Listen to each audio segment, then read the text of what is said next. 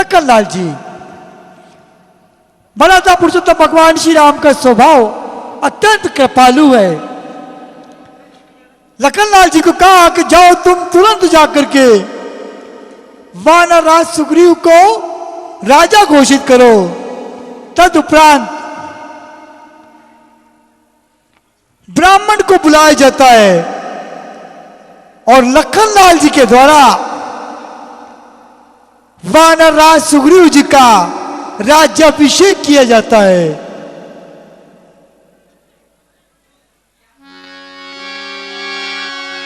और अंगद जी को युवराज पद दिया जाता है। जय सिया राम। मर्यादा पुरुषोत्तम भगवान श्री राम ने कहा था कि मैं 14 वर्षों तक गांव और बस्ती में नहीं जाऊंगा। ग्रीष्म ऋतु बीतकर वर्षा ऋतु आ गई, अब मैं पर्वत पर ही रहूंगा। लखनलाल जी के द्वारा राज्याभिषेक किया गया, अंगद जी को युवराज घोषित किया गया।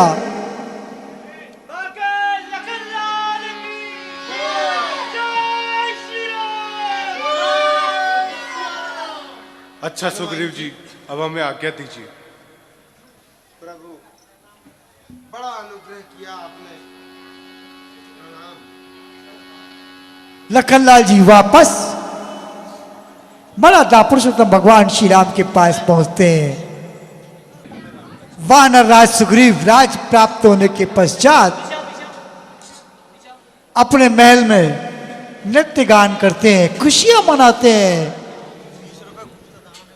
वृद्धावस्था का शोक, विरह की अग्नि इतनी प्रबल होती है कि जो धैर्यवान मनुष्य का भी साहस तोड़ देती है। भ्राताश्री, हाँ भाई, आज आप इतने अधीर क्यों प्रतीत होते हैं? क्या बताओ भाई, समय के परिवर्तन को देखकर आज मन बड़ा विचित्र महसूस करता है। इसने तो हंसते हुए मुखड़े को मलिन कर दिया, प्रसन्नचित रहने वाली आंखों को मलिन कर दिया। भ्राताश्री, आपकी इस अवस्था को देखकर मेरे मन में कुछ प्रश्न उत्पन्न हो रहे हैं। यदि आज्ञा हो तो पूछूं? हाँ भाई, अवश्य पूछो। भ्राताश्री, आप जैसे धीर वीर गंभीर व्यक्ति का पुरुषार्थ का खोना क्या शोभा देता है? क्या पुरुषार्थ के बिना जीवन में कोई महत्व नहीं है? सही कहते हो भाई, पुरुषार्थ ही सब कुछ है। इसलिए तो कहता हूं कि यदि एक बार जानकी का पता पाऊं तो पहाड़ों को चीर कर, पर्वतों को पार कर उसे वहां से बचा लाऊं। वह तो ठीक है भ्राताश्री, परंतु एक बात कहूं, यदि अभी आपकी आज्ञा हो तो पहले उस दुष्ट नीच मित्र को सबक सिखाऊं जिसने हमें वचन देकर अपने कर्तव्यों का पालन नहीं किया और राज में राज कर रहा है। भाई, क्या तुम्हारा तात्पर्य सुग्रीव से है? हाँ भ्राताश्री। नहीं भाई, एक बार यदि किसी को मित्र बना लिया तो उसकी गलतियों पर उस पर कभी उसका सम्मान नहीं खोना चाहिए। परंतु भ्राताश्री, नीच लोग नरमी से नहीं माना करते और लातों के भूत बातों से नहीं माना करते। अच्छा लक्ष्मण, जाओ उसे कुछ डरा कर ले आना। जैसी आज्ञा प्रभु। प्रभु जी के द्वारा वानर राज सुग्रीव जी को याद किया जाता है। वर्षा ऋतु बीत गई, निर्मल शरद ऋतु आ गई। सुग्रीव जी ने भी मेरी सुध को बुला दी, क्योंकि राज खजाना नगर और स्त्री को पा गया। लखनलाल जी क्रोधित होकर के वानर राज सुग्रीव के महल की ओर आते हैं। सब साम दाम दंड भेद भाव, यह बात मानते हैं स्वामी। है साम मेदरी तो दान दाम है, दंड वाला दवाना है।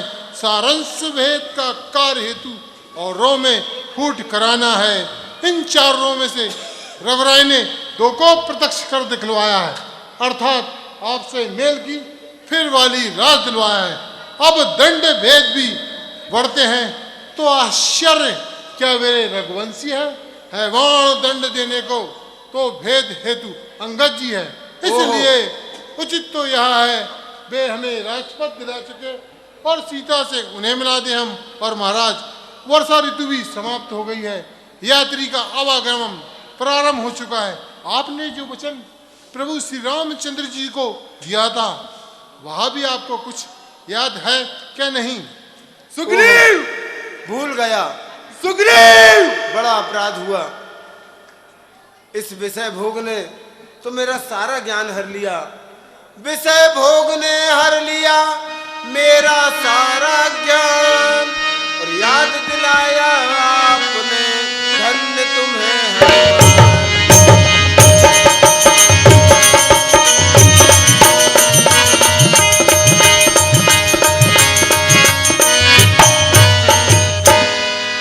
हनुमान जी, मैं बड़ा कृतज्ञ हूँ तुम्हारा। तुमने सोते को जगाया है। अब शीघ्र ही जगह जगह अपने देशों देशों में जाकर के वानर सेना को एकत्र करो और सीता जी की खोज करने के लिए प्रयत्न करो। लक्ष्मण जी महान क्रोधित हुए, किष्किंधापुरी पधारे हैं। ओहो देव, अब मेरा क्या होगा? मेरी रक्षा किस प्रकार हो सकेगी? लखनलाल जी क्रोधित होकर के सुग्रीव!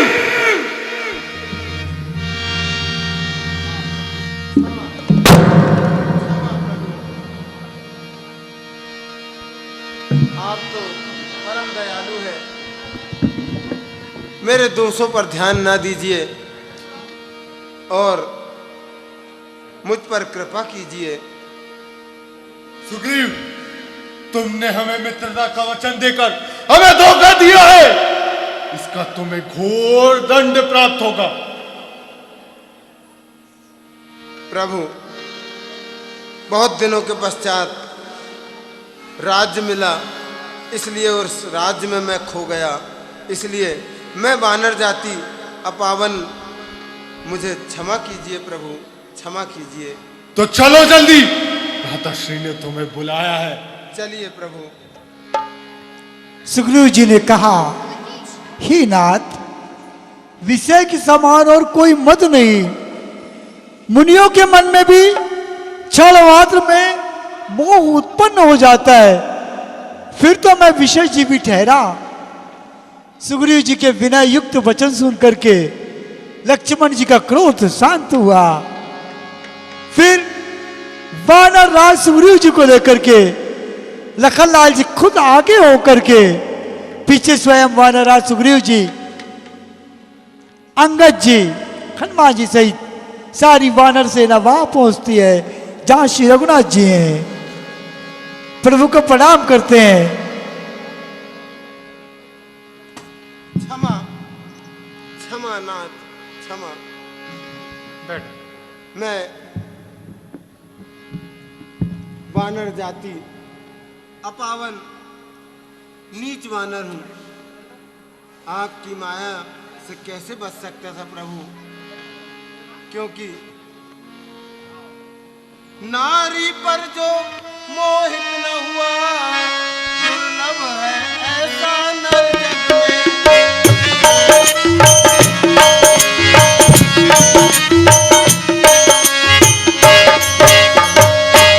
बच गया लोभ फांसी से जो है वही तपस्वी हर जग में।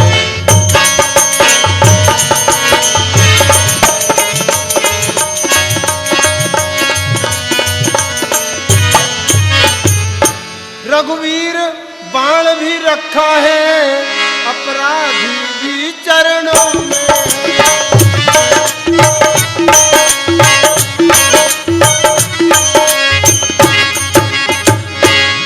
चाहे मारे या क्षमा करे, निर्णय प्रभु के हाथों में है।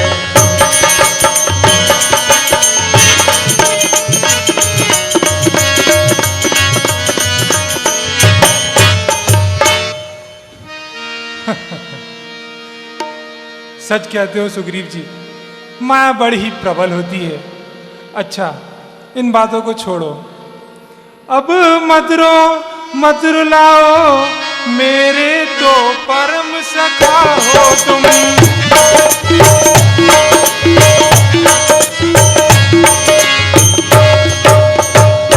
इस रोगी की औषध हो तुम, इस विरही की आशा हो तुम।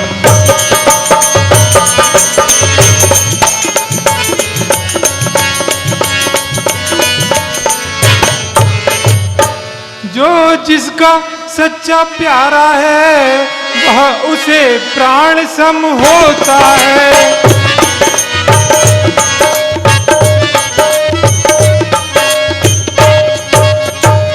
दर्शन चाहे वर्षों में हो, अनुराग नहीं कम होता है।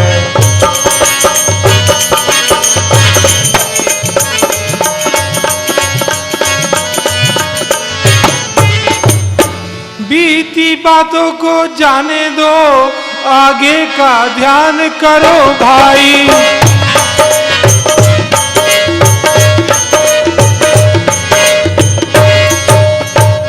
सीता का जिससे पता लगे, वह उद्योग करो भाई।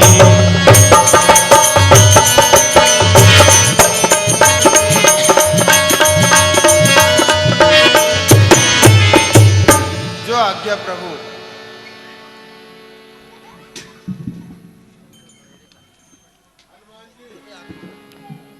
आज्ञा महाराज। सारी सेना को हमारे सामने उपस्थित किया जाए।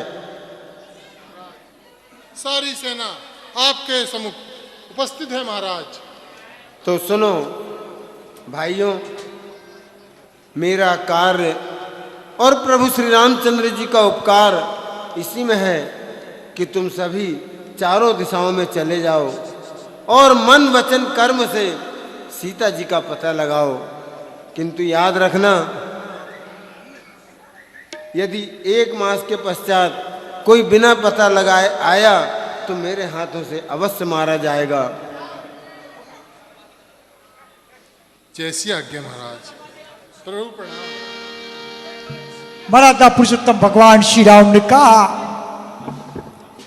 कि सुग्रीव, तुम मुझे भरत के समान प्रिय हो, अब वही कार्य करो जिससे जानकी जी की खबर मिले। हनुमान जी, इस कार्य को अपना ही जानना और शीघ्र लौटा में ही अपना कल्याण मानना। जैसी आज्ञा प्रभु। सारे वानर आकर के प्रभु को प्रणाम करते हैं। अंत में हनुमान जी आते हैं। अच्छा हनुमान जी, यह लो, यह मेरी अंगूठी ले जाओ और सीता को हर प्रकार से खोजकर हमारे बल और पराक्रम का परिचय देना, और हो सके तो लौटते वक्त उसकी कोई सुधि भी ले आना। जैसी आज्ञा प्रभु। प्रणाम प्रभु। आयुष्मान। मराठा पुरुषोत्तम भगवान श्री राम ने मुद्रिका उतार करके हनुमान जी को दी कि ये मेरी भेंट जानकी जी को देना। चारों दिशाओं में वानर के समूह को पहुंचाया जाता है। दक्षिण दिशा की ओर हनुमान जी, जामवान जी, अंगद जी, नल नील सहित सारी वानर सेना को पहुंचाया जाता है।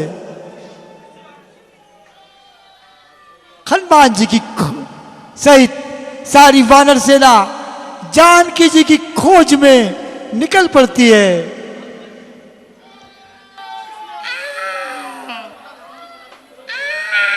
देवताओं की रक्षा करने वाले प्रभु सब बात जानते हुए भी नीति की मर्यादा रखने के लिए, जानकी जी की पता लगाने के लिए जय तय वानरों को भेज रहे हैं।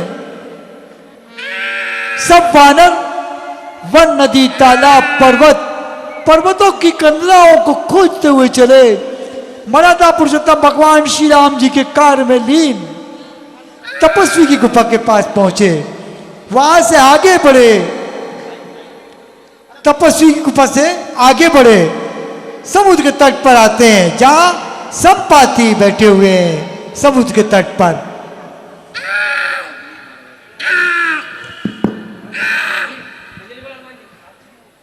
मतधीर जामन जी, यह कौन महान जीव है जो हमें खाने की घात लगाए बैठा है?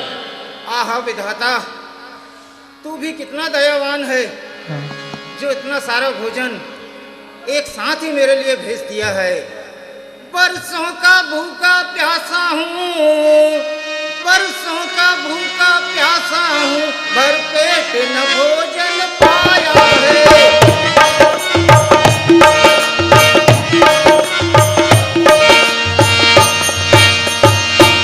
भर पेट न भोजन पाया है, विधना ने आज अनुग्रह कर सब एक साथ भिजवाया है।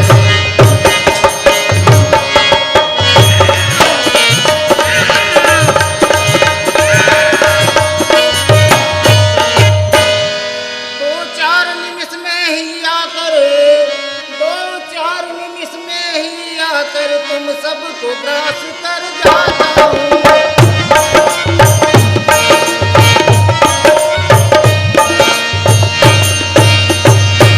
तुम सबको ग्रास कर जाता हूँ।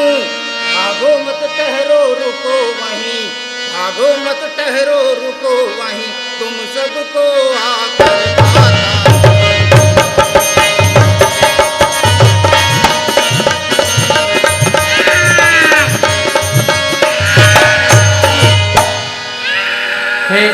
हे हनुमान जी, ये संपाति है और ये जटायु के भाई हैं। एक समय इन दोनों में शर्त लगी और दोनों उड़ते हुए सूर्य की ओर गए और जटायु सूर्य के तेज के कारण वापस आ गया, परंतु संपाति अभिमानवश उड़ता ही गया और सूर्य के ताप के कारण उसके पंख जल गए और वो यहाँ धरती पर आकर गिरा।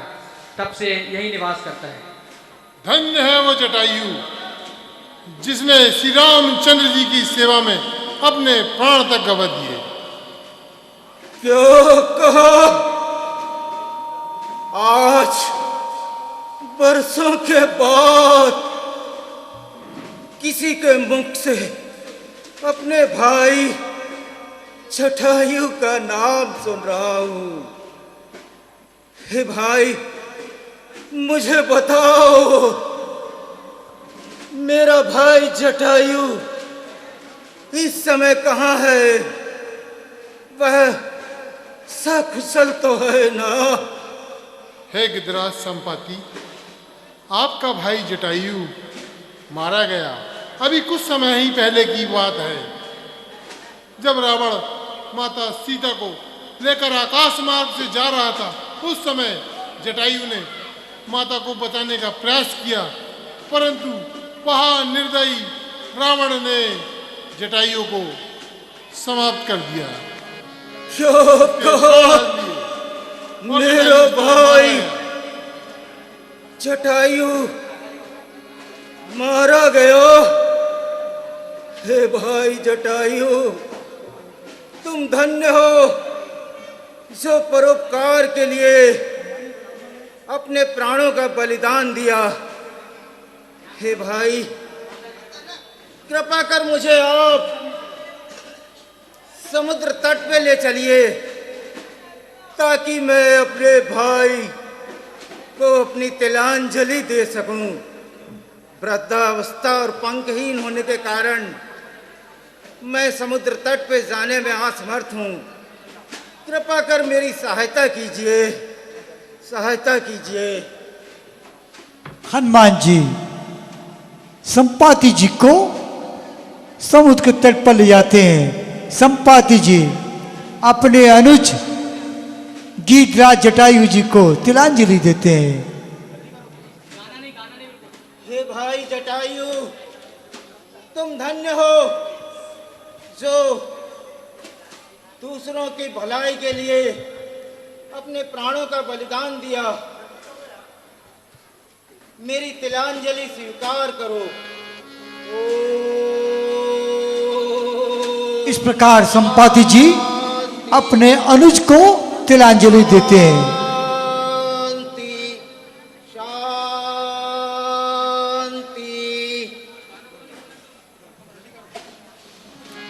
हे गिरिराज, मुझे ऐसा ज्ञात है कि ऐसा आभास है कि गीत की दृष्टि काफी दूर तक देखने के विख्यात है।